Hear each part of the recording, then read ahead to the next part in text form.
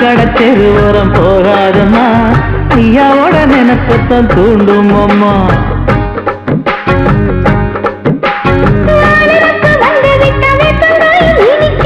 நினப்பு போய்விட்டா செங்கரும்பும் கசக்கும். கோபுரத்தை கட்டி வைக்கவா, தலைவன கலசம வணங்கிடவா.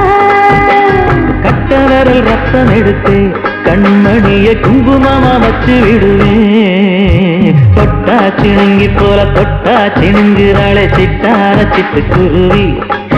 என்ன விட்டா போதும் முன்னு சிட்டா பறக்குறாளே குத்தால கொட்டு மருவி.